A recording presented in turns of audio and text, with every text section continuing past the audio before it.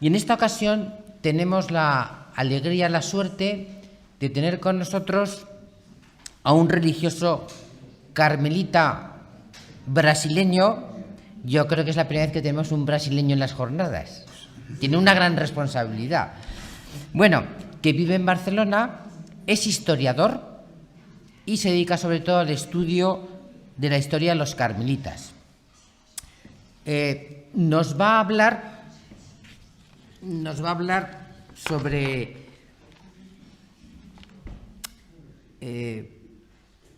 unos carmelitas que ya están beatificados, ¿no?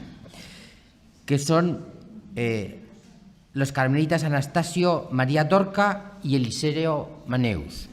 Y sin más dejo la palabra a Fray Cristiano García. Buenos días. Bien, intentaré hablar un español que sea comprensible para todos, pero bien, espero que todos entiendan bien, ¿no? Quiero comenzar mis palabras saludando a todos los organizadores del evento, a todos los ponentes y a todos los que nos escucháis, también a Tomás Nart, que me trajo aquí, ¿no? Vení con él, y a todos que participáis de estas jornadas martiriales, que son un momento importante de reflexión sobre nuestra historia y nuestra fe. En la historia, nada ocurre por casualidad, sino que está contextualizada y es fruto de las diferentes realidades en las que estamos insertos. Lo digo porque la vida de los religiosos, de los que vamos a hablar, es fruto de su tiempo. Se insertan en una vida, en un espacio geográfico, en un contexto histórico y aún más en una vocación específica.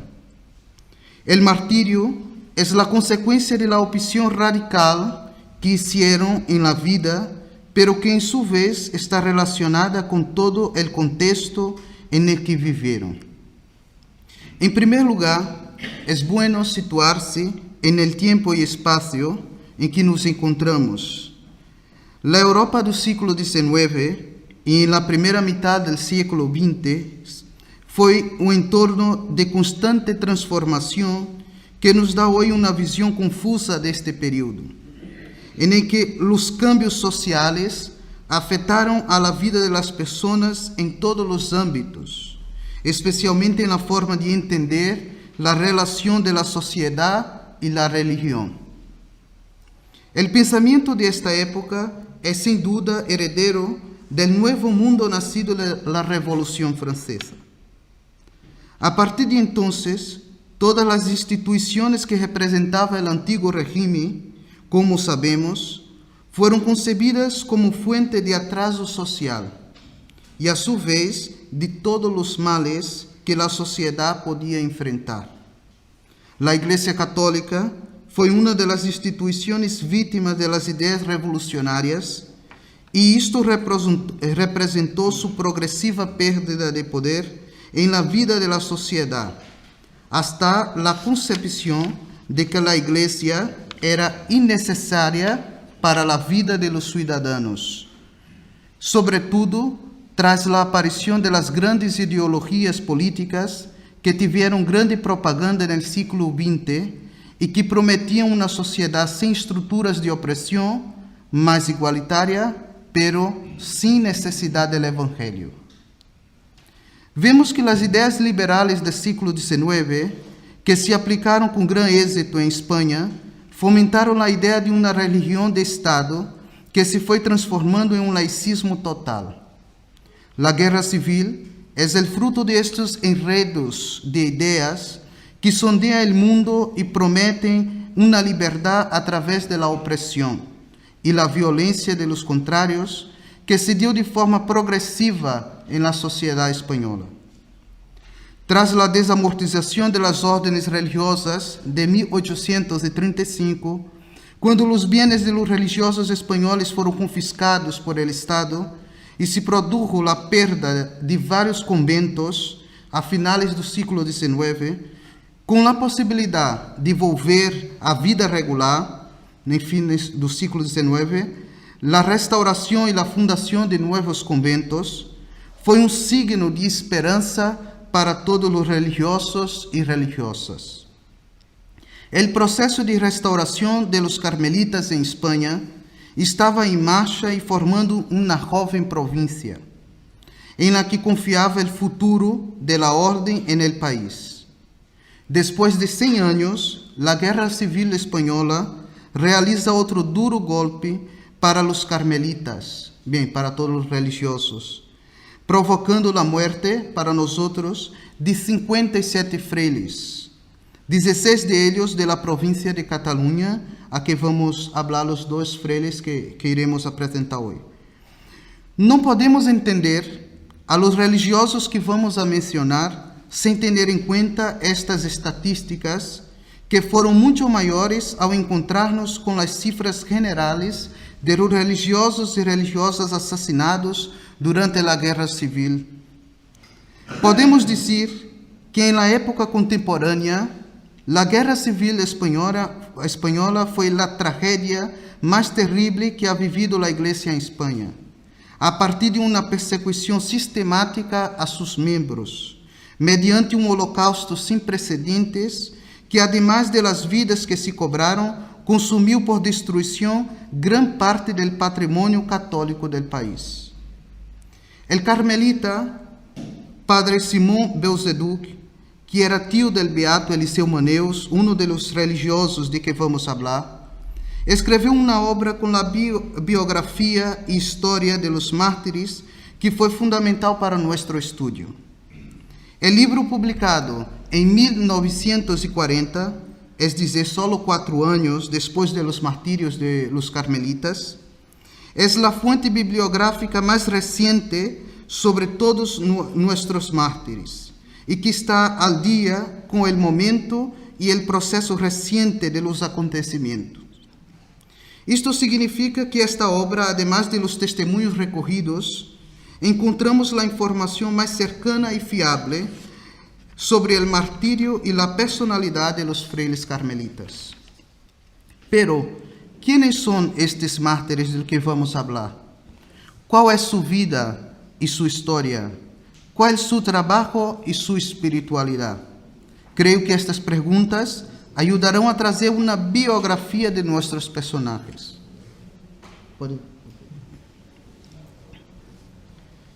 O primeiro que iremos falar é o Frei Eliseu Maria Maneus, que era um dos mais veteranos do grupo de los religiosos de la comunidade de Tárrega. Ele tinha 40 anos de idade e 24 de vida religiosa quando foi martirizado junto com 11 de seus irmãos de ordem de la comunidade de Tárrega. Ele nasceu em São Mateus, Castellón, em 15 de dezembro de 1896 e no seno de uma família cristiana e foi educado em la fé desde muito jovem. Tuvo 3 tios sacerdotes, um de ellos diocesano, Dom Vicente Beuzeduc, e os outros 2 religiosos carmelitas, Frei Simón Beuzeduc, del que já hemos hablado e que se destacou por ser um grande escritor de la espiritualidade carmelita, e o Frei Elias Maria Beuzeduc, conhecido por sua vida de devoção e piedade. Quando aún tinha 1 ano, seus padres se trasladaram a Barcelona, deixando Eliseu a los cuidados de sua abuela e de sua tia chamada Tamasa. Sua família lhe ajudou a desenvolver sua vocação a la vida consagrada desde muito temprano. Primeiro como monaguillo de la paróquia de seu tio e luego, a los 13 anos, com uma sólida formação religiosa en el Colegio de los Padres Salesianos de la calle Rocafort, em Barcelona, donde foi a viver com seus padres, em 1909. Provavelmente, a presença familiar de seus tios fervorosos carmelitas influiu em la eleição del Carmelo por parte de Eliseu. Aunque foi invitado por seu tio Vicente, que era diocesano, A ingresar en el seminario de Tortosa, ya tenía clara su elección y un día dijo: gracias, tío, pero a mí quien me llama es la Virgen del Carmen y quiero consagrarme a ella para toda la vida. A partir de este sentimiento vocacional, ingresó en el seminario carmelita de Olot, en Gerona, a los 14 años. Y en el convento de Honda hizo el noviciado, tomando el hábito carmelita el 7 de septiembre de 1914 y profesando no día 14 de septiembre de 1915. Se ordenó sacerdote en Orihuela en 6 de enero de 1921. Pero, ¿qué se puede decir de su personalidad? A igual que el profeta Elías, que todos nosotros sabemos que é considerado el padre espiritual de la Orden del Carmen, podemos dizer que foi reconhecido como um homem de Deus. Suas virtudes foram señaladas por todos os que conviveram com ele e por los que receberam sus sólidas orientações espirituales. En el Carmelo, era conhecido como el buen religioso por sus cualidades de seriedad, madurez, amor al trabajo, espíritu de fe, celo por la gloria de Dios y la salvación de las almas, devoción a la Virgen María y amor a la orden. Según los testimonios de sus hermanos de orden sobre la vida conventual de Fray Eliseo, se mostrava sempre, diziam seus irmãos, se mostravam sempre dispostos a uma excelente conduta, uma forte espiritualidade, piedade, amor à Eucaristia e devoção à Virgem Maria. Também se caracterizou por sua vontade de serviço, apesar de que tinha uma saúde frágil. Se destacou por sua abertura a muitas pessoas que veniam a receber sua direção espiritual e a sua labor missioneiro. Alguns meses depois de ser ordenado sacerdote, se ofereceu de livre vontade a la missão de la restauração de la província carmelita de Pernambuco. Bem, esta é minha província que pertenço, a província de Pernambuco, Brasil, não? E que estava passando, o Carmelo brasileiro também passou por um processo de desabortização menos violento do que houve em Espanha, pero o governo proibiu a entrada de novícios e a entrada de frailes, que generou uma perda que no século XVIII teníamos 500 carmelitas, no final do século XIX tinha apenas 8 carmelitas em todo o país. Então, foi pedido para que outros carmelitas pudessem ajudar uma abertura missioneira e para a restauração do Carmelo brasileiro. E os espanhóis foram, mesmo passando aqui por um processo de restauração de los carmelitas em Espanha, assumiram também a missão no Brasil. Então, por isso, Eliseu Maneus vai ser um dos que vão ao Brasil ser missioneiro. Ao chegar ao Brasil, iniciou um grande trabalho missioneiro que durou 12 anos e deixou muitas huellas positivas em la vida del Carmelo e de todas as pessoas que acudiram a receber a ajuda como religioso e sacerdote carmelita. Em terras brasileiras, isso tudo para que cumplira sempre su lema. Su lema era estender hasta las fronteras el amor de mi rei Jesús e de mi reina a la Virgen Inmaculada del Carmelo. E sempre repetiu su principal objetivo de su missão, rebanhar uma pleiade de almas generosas dedicadas ao amor e ávidas por uma vida espiritual. Su vida, profundamente inserida na missão entre o povo de Deus, estuvo impregnada de mística, fruto da espiritualidade carmelita que viveu e bebeu como uma fuente espiritual. Pronto se lhe encomendou o trabalho relacionado com a formação inicial de la orden, haciendo cargo del marianato e luego de noviciado de la província de Pernambuco. Pero su ámbito de trabalho era muito mais amplio, extendiendo-se a las múltiples atividades e responsabilidades pastorales assumidas por los carmelitas. Existe ponto pastoral onde se nota com maior intensidade sua labor social e caritativo, al ponto de ser chamado por los fieles de Padre Santo. Lá no Brasil chamavam ele de Padre Santo. E aqui, quando ele volveu a Espanha, ele chamava de Padre Bueno. Bien, santo e bueno, ¿no? El Padre Simón Belzaduk, su tío, hablando de la personalidad de su sobrino, dijo: tenía seriedad, madurez de juicio, amor al trabajo, espíritu de fe, celo por la gloria de Dios, salvación de las almas, devoción a la Virgen. Bien, todos decían más o menos la misma cosa, pero una cosa en los testimonios que hay sobre el Padre Eliseu Maneus, siempre decía que ele gostava muito do trabalho, não? E logo colocaram ele para ser formador. Eu creio que é por causa disto, não? Para fazer, ou seja, era um homem incansável em sua vida e em seu trabalho. Sua tia Tamasa testificou sobre seu sobrinho, al que conheceu também desde pequeno, e disse: si bien de complexión enfermiza, suportó las enfermedades y trabajo, penas y sinsabores con verdadero espíritu sobrenatural. Era prudente y muy parco en las palabras. Incluso ante sus problemas de salud, nunca se retiró del trabajo, especialmente cuando era para el bien y la mayor edificación de la gente.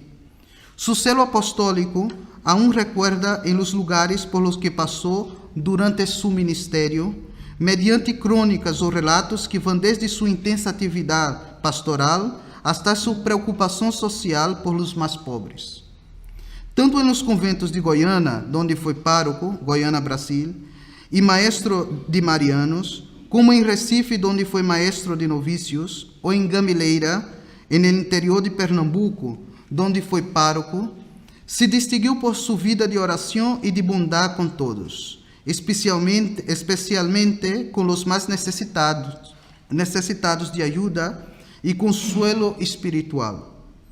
Hoje, en esta mesma paróquia, suscita uma importante devoção en el pueblo de la ciudad, que hacen a cada ano uma peregrinaje hasta uma montanha onde colocaram uma grande imagem suya.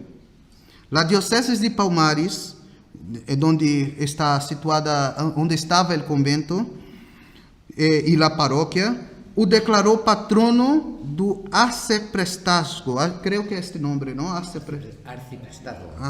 Sim, de la diocese, não? Quase não sabe. Ojalá esta seja um importante passo para aumentar a devoção ao beato em caminho de sua canonização. Bem, aqui tenéis umas imagens, ¿no? De allí, de Gamileira, bien, una región muy pobre, ¿no? De trabajadores de la caña de azúcar, ¿no? Y allí de fábricas, etc. Y allí él hizo su actividad pastoral, y aquí tiene la celebración. Es una cosa impresionante, porque las personas empezaron a tener una fuerte devoción por él, ¿no? Inclusive con las celebraciones de la misa, con la presencia de los carmelitas, de obispo, ¿no? Y aquí la imagen de 2 metros de altura que hicieron al cimo de la montaña y colocaron allí. Las personas siempre van a cada año a hacer una peregrinaje, ¿no? Para allí. 5 minutos. Bien. El Frei Casanova, que fue también su formador en el marianato y maestro de novicios, escreveu sobre Frei Eliseu diciendo: era un apóstolo en la fe y en la dedicación al ministerio. Horas y horas en el confesionario, así como siempre dispuesto a atender cualquier llamada a los enfermos, sea cual sea su estado. Parecía que tenía un don especial para dirigir a las almas y entusiasmarlas a seguir la vida interior, una vida de fe y de sacrificio, inculcando a sus dirigidos un ardiente amor a la Eucaristía y a la Santísima Virgen y a San José, sus devociones tan especiales y particulares, sobre todo el título de la invocación de la Purísima Concepción. En las palabras do Frei Casanova, podemos resumir toda a labor missioneira del Beato Eliseu Maneus. Sua vida foi um reflexo de sua vida interior, como homem de oração e de ação entregado a Deus e dedicado ao próximo. Depois de 12 anos dedicados a intenso labor missioneiro no Carmelo brasileiro e com sua saúde cada vez mais frágil, por obediência a seus superiores decidiu volver à Espanha para receber o tratamento, pensando que seria algo temporal. A missão em Brasil, especialmente entre as comunidades mais pobres, como esta que vimos, Gamileira, foi uma verdadeira experiência do sentido da vocação e onde se realizou totalmente em la vida religiosa, sacerdotal e missioneira. Em suas atividades, foi notável em el apostolado de la catequesis, direção espiritual e de uma exemplar vida comunitária. Em Espanha, os médicos não lhe aconselharam volver ao Brasil devido a sua situação de saúde. Mal sabia ele que sua vida pronto se converteria em seu próprio país em uma entrega total a Jesus crucificado, cuja devoção expressava com grande piedade, levando um crucifixo en el pecho dentro de seu hábito, que nunca quitava.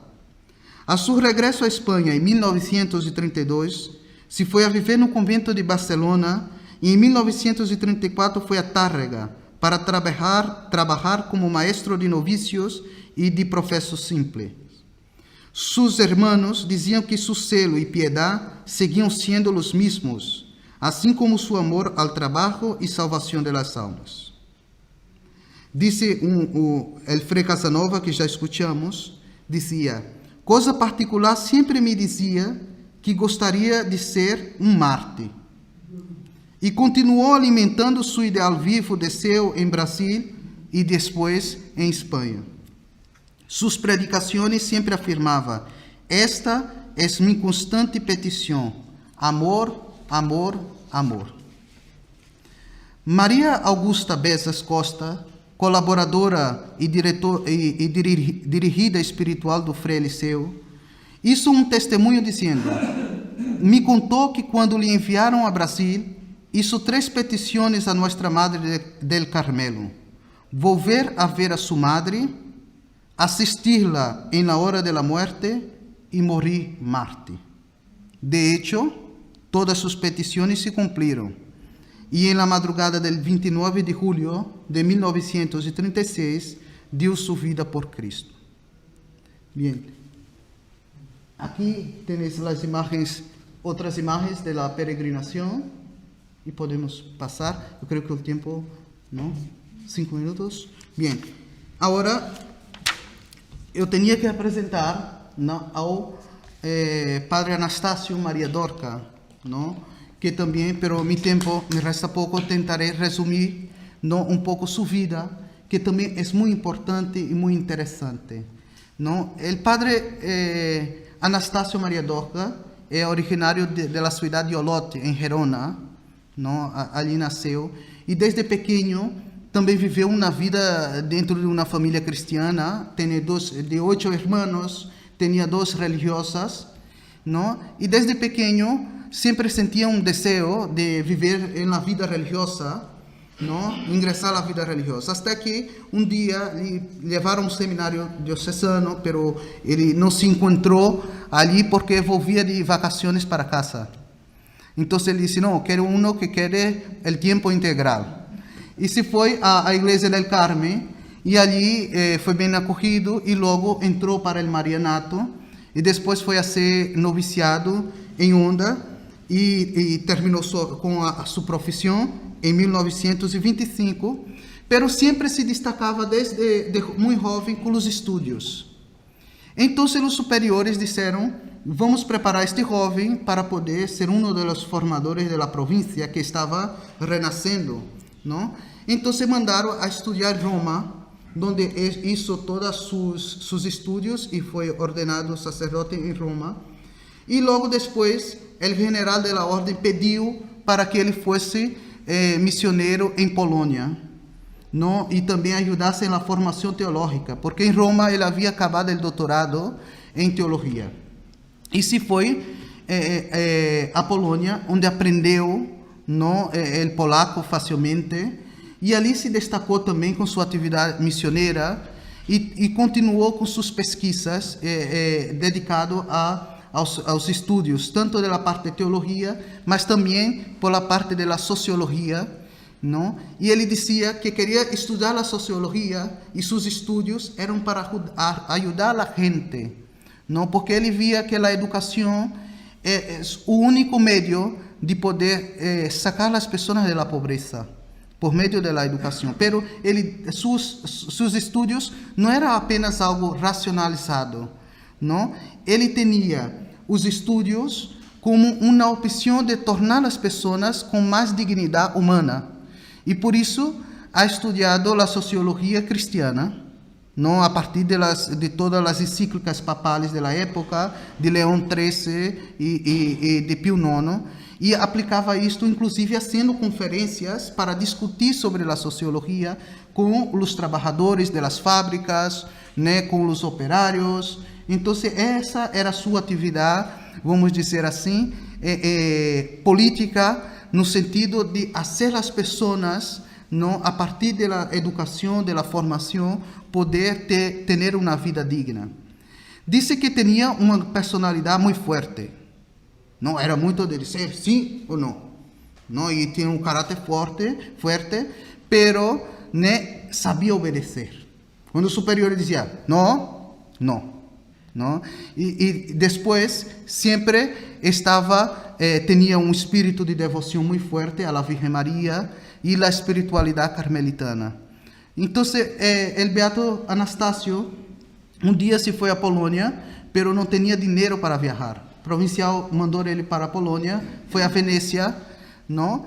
E ali disse: não, eu me encontrarei contigo em Venécia e logo nós vamos a Polônia. Pero passou mais de uma semana e não ha chegado o provincial. E ele disse: pues eu vou viajar solo. Não, sua personalidade forte, se foi solo, não, pero sem dinheiro. E quando chegou no trem, começou a falar com uma senhora que estava em seu lado, que era francesa. Ele sabia bem a língua francesa. E a senhora de repente perguntou: padre, tu tienes dinheiro para viajar? E ele disse: não, não tenho dinheiro. E esta senhora disse: bem, eu tenho aqui uma ajuda que dá a igreja, pero se queres pode corrê-la. E ele disse: sim, bem. E era exatamente o dinheiro que necessitava para viajar à Polônia. Bem, isto sua irmã, que era religiosa, conta, pero ela conta esta história dizendo que ele era um homem entregue à providência divina, não? E depois disto, já estou terminando, vale? Depois disto, se volve a Espanha e aqui começa um trabalho também como professor de teologia para os frailes carmelitas e de repente se vai a Tárrega para predicar a festa del Carmen. E ali naquela igreja, ele não era da comunidade de Tárrega, ele era da comunidade de Olot. Estava para predicar a festa, a novena, e bem, foi quando sucedeu todos os acontecimentos da guerra, não? E prenderam, e os frailes foram presos, já indo para a estação de trem, já estavam indo para a estação de trem, e ali, junto com os 12 companheiros, mais 12 com ele, foram todos assassinados em um local chamado Clot dels Albens, não? Em Cervera. E ali todos diziam que um animava o outro. Um dos milicianos dá um testemunho, dizem que um pergunta: e eles não fizeram resistência? E um diz: sim, eles resistiram. Um animava o outro dizendo: viva Cristo Rei, viva Cristo Rei, não? E esta foi, foram todos assassinados ali, e ali também colocaram fogo em seus corpos 3 vezes, não? Para poder dizimá-los. Bem, esta é um pouco o resumo de sua história, e aqui tenéis, por exemplo, os rostos de todos os mártires. A maioria eram jovens, o mais novo tinha 17 anos, tinha recentemente professado os votos há 1 ano, e a maioria nunca ha envolvido com questões políticas. La mayoría no sabía, nunca salieron, entraron con 14 años, 13 años en el convento. Mismo así fueron todos asesinados. Y aquí tiene puede pasar.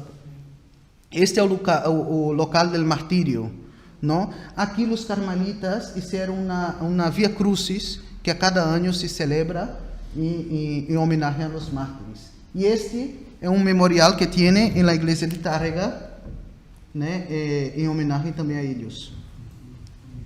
Esta es la vía crucis que todos los años se celebra en homenaje a los mártires.